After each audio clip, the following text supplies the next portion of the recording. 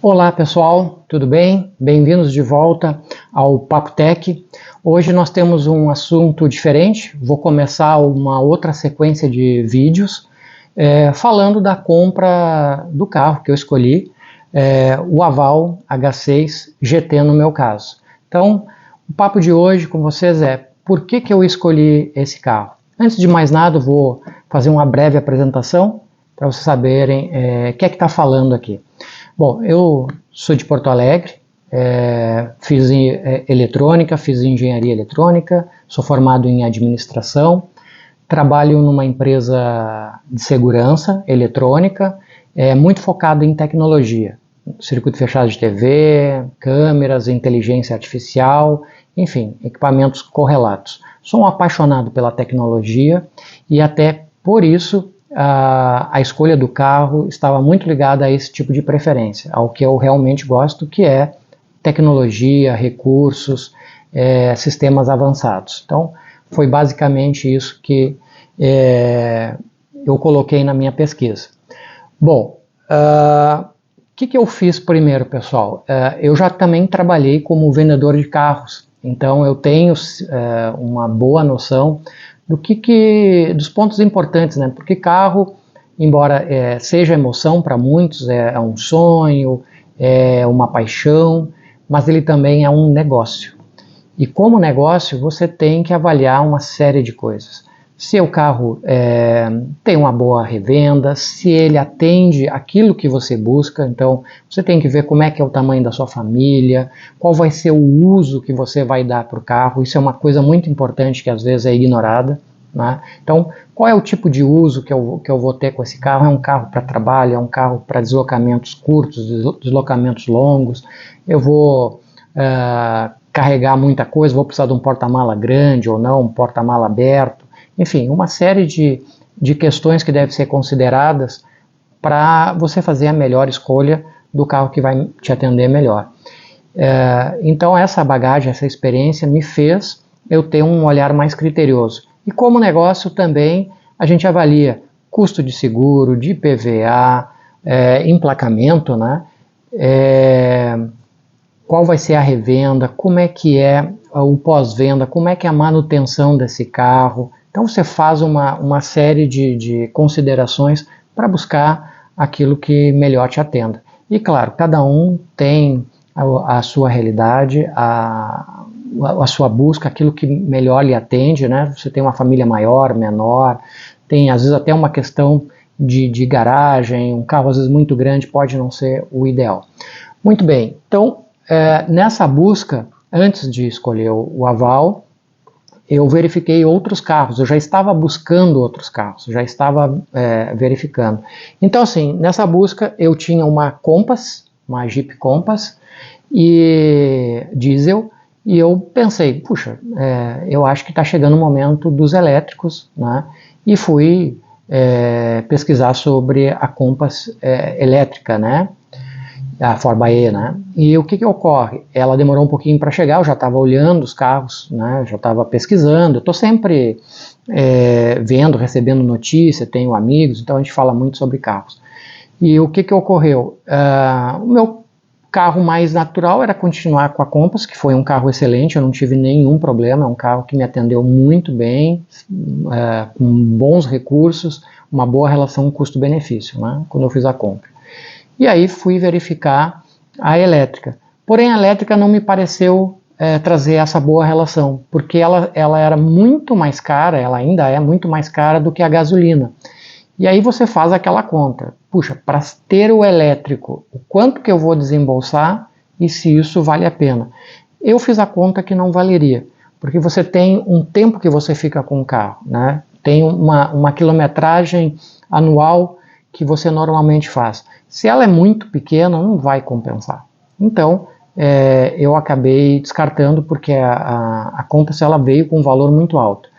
Mas pelo valor dela, eu acabei pegando mais ou menos como referência e fui olhar outros carros. Dentre outros carros, eu olhei a Audi Q3, por exemplo, que, na minha opinião, as que eu vi, né, principalmente ano passado, enfim, Achei pobre em termos de tecnologia, enfim, não foi um carro que você entra e diz assim, uau, não me chamou a atenção. Eu fui olhar a Volvo XC60 híbrida, e é um bom carro, né? É Volvo, tem uma questão toda de segurança, enfim, porém achei um pouco limitado a questão elétrica, o alcance, né, a autonomia elétrica dela, e com valores bastante elevados, né? Achei um dos carros mais caros. Mas como eu estava olhando e com a mente aberta, fui fazer test drive, olhei outros carros, olhei as BMW, fiz test drive na X1, na 320, na 330i também, porque tinha um recurso interessante que o Aval traz, que no finalzinho do vídeo eu conto para vocês, que eu achei bastante interessante. Enfim, olhei o Tiggo 8, também fui olhar o carro, fui testar, não me apaixonei pelo carro, dentro do carro, sabe, você não me sentia assim, realmente confortável, também descartei. Aí houve o lançamento da BYD, né, do Song Plus. Então fui conhecer o Song Plus, achei muito bonito, principalmente por dentro. É um carro que tem um acabamento que é de um nível superior. É um carro, ele por dentro ele te dá a impressão que ele é um carro muito mais caro do que ele realmente é. Acabei fazendo o pedido, né, fiz a reserva do carro, fiz o test drive e tal, fiz o pedido. Mas no test drive já me ocorreu algumas coisas que eu não gostei do carro, tá? Teve algumas coisas que eu achei estranhas, assim. Ele não tinha, né? Não sei se hoje já está com atualização. Sei que estava para sair, então não sei se hoje, na data de hoje, já saiu, mas ele não tinha o Android Auto, né? E o CarPlay.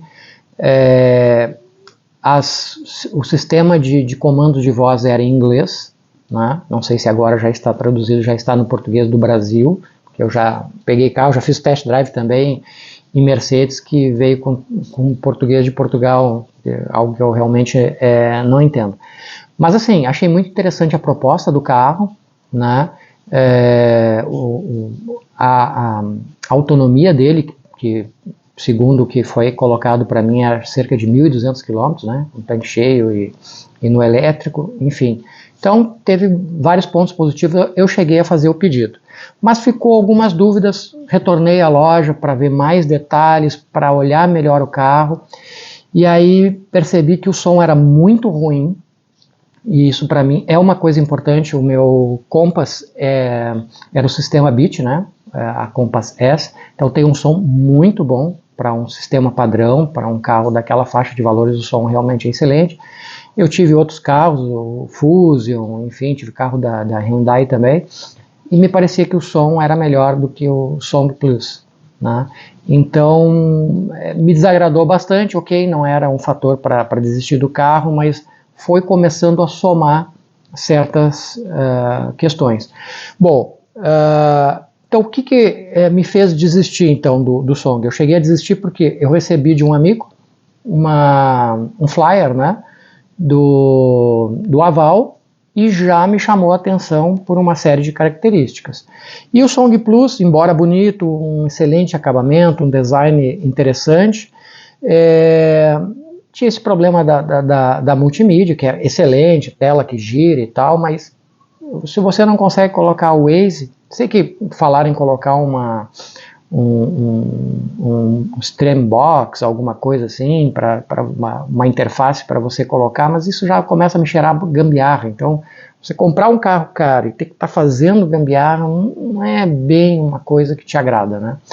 E o que acontece? Quando eu recebi aquele flyer, eu comecei a estudar, olhar a internet, pesquisar, ver youtubers, e eu comecei a achar muito interessante o conjunto de coisas que vinha. C4x4, que o Song Plus não é, né?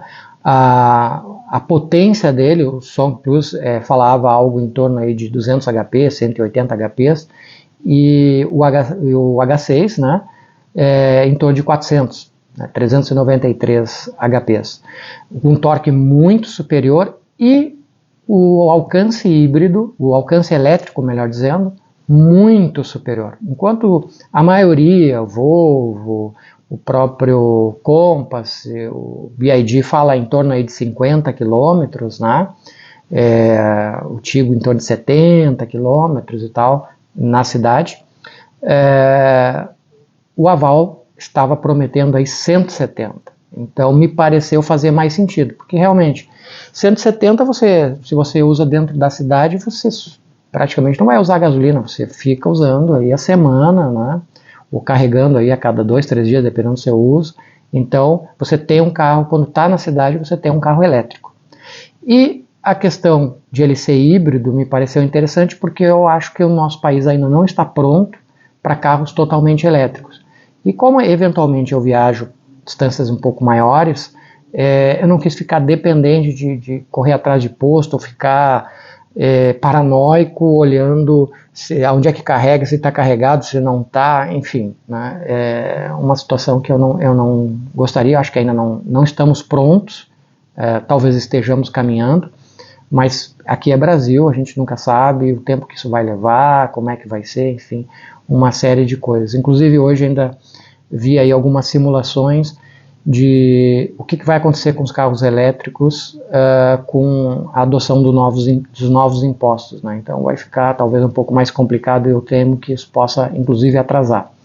Bom, então esses foram os fatores que me fizeram desistir dos outros carros, né? Porque cada carro tinha alguma vantagem, o nome, enfim, um recurso, mas me parecia que não era completo. Quando eu vi o Haval, eu disse, puxa, aqui tem um pacote muito interessante.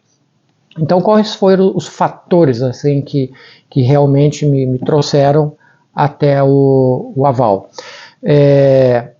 A potência dele, sem dúvida.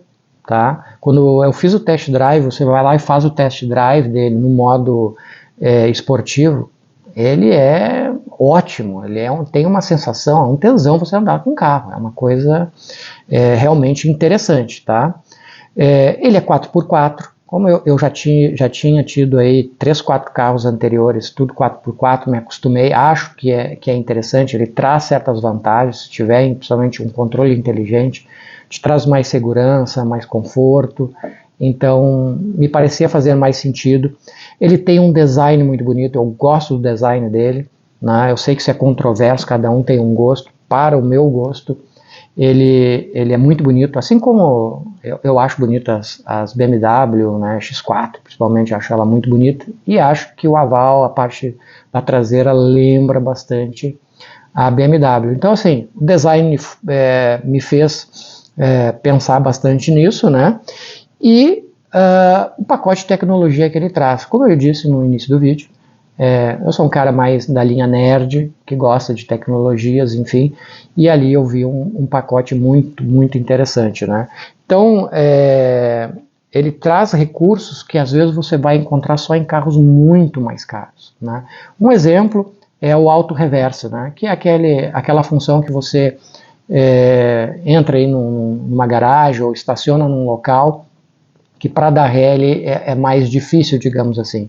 Então ele memoriza os últimos 50 metros e aí você vai pressionar ali o botão correspondente e ele vai fazer o caminho reverso exatamente como você fez e ainda com os sensores ativos, por se algo mudar, né, se aparecer algum obstáculo, ele vai parar, vai te avisar, enfim, vai tentar contornar isso.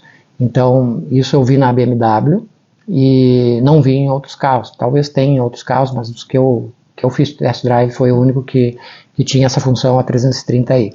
Então, assim, é um fator que a gente usa todo dia? Não é. Mas esse é só para dar um exemplo, né? A questão do sensor do porta-mala, quando você passa o pé ali e tal, ele funciona bem, pessoal. Eu vi outros carros, testei em outros carros, nenhum tem uma resposta tão boa quanto a do Haval até agora. De todos que eu testei, que fiz test drive, o pessoal, olha, tem essa função, fui lá, não tem a mesma resposta, tá? E assim, Ele tem o Head-Up Display, que é uma coisa que me agrada, ele traz bastante informação, você não precisa tirar os olhos ali da frente, né? Então você pode ficar cuidando da estrada e ainda tendo as informações de velocidade da placa. No sistema do mapa embutido dele, ele vai te mostrando as setas onde é que tem que dobrar e tal, quanto tempo falta. É bem interessante, até seria muito bacana se no Waze tivesse essa integração, acho que ia ficar perfeito, né?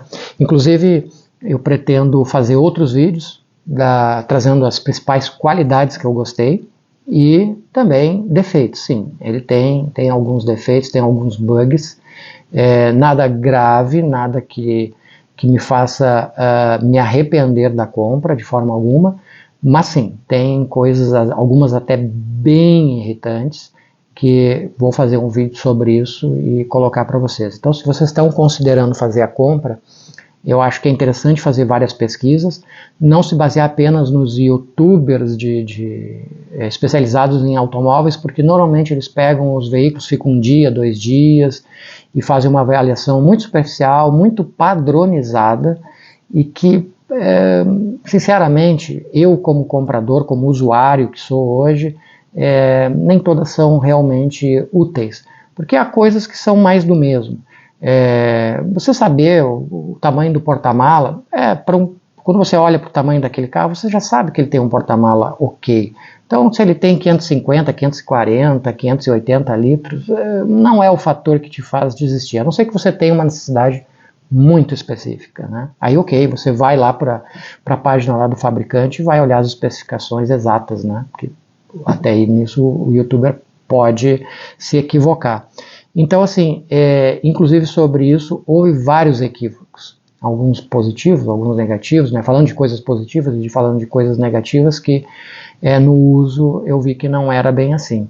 Inclusive uma delas falava bastante, né, bem no início, antes de eu pegar o carro, assim, lá no lançamento falava do GT que tem uma câmera que vai reconhecer o motorista e fazer uma série de configurações. O pessoal falava inclusive em ajuste do banco e tal, e isso não se conformou, ele não tem, tá?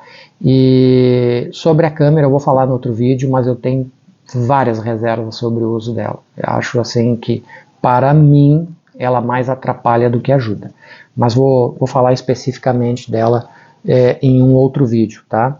E como eu estava dizendo, assim, o pacote que ele tem de funções, seja o monitoramento do motorista, seja a abertura do porta-mala por gestos, o comando de voz que funciona também muito bem, tá? Funciona muito bem. Eu já vi outros carros com uma dificuldade tremenda para você falar. Eu tenho amigos que têm outros carros, por exemplo, até Mercedes, que é uma marca excelente, eu vi uma dificuldade tremenda para ser entendido, e nesse aspecto eu achei bem acertado, funciona bem. Você pode dar vários comandos, não só aqueles naturais de fazer uma ligação, trocar música, aumentar a temperatura do ar-condicionado, mas também fechar vidros, abrir o teto solar, a cortina do teto solar, você pode dar o comando para um, para outro, funções do som, enfim, tem uma série de funções que eu acho interessante, até de tempo. Você pode perguntar como é que está o tempo, se tem algum restaurante próximo. Tem muitas funções do próprio carro que você pode comandar por voz, então facilita na hora de você não precisar estar buscando onde é que está aquilo no menu e tal.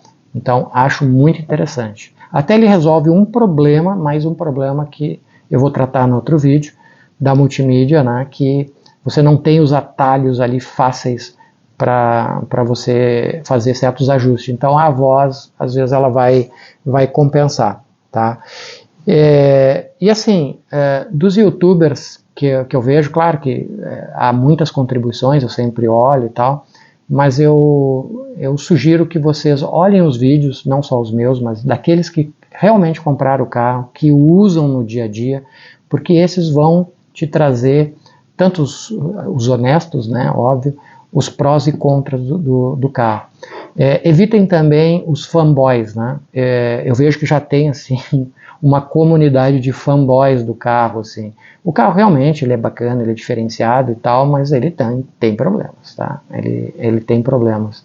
E acho que a maioria deles não são difíceis de resolver, alguns só na próxima versão, aí vai depender muito do teu uso. Então, assim, faça o test drive. Faça o test drive, conheça o carro, leve a família, se a família ajuda a decidir, leva a família, dirige ele, use as funções, faça as perguntas, porque tem muita coisa que a gente compra na emoção, depois pode ter de sabores bem importantes, né? Muito bem, então por que eu decidi pelo Oval? Pelo design, pelo aplicativo. Ele tem um aplicativo que você pode remotamente controlar o carro, porque ele vem com chip 4G, tá? Inclusive quem comprou, acho que ainda está valendo, ganhava o pacote Tranquilidade, que envolvia alguns recursos, por exemplo, o chip, né? Por 2 anos de uso você não paga, né, os dados, 3 GB se eu não me engano, você tem proteção total da bateria, por 2 anos total, aconteça o que acontecer, segundo o que é colocado lá. Tem o tag para os pedágios também, que 1 ano você não paga a mensalidade do tag, obviamente você vai pagar o valor da via, né, quando você passar, tá?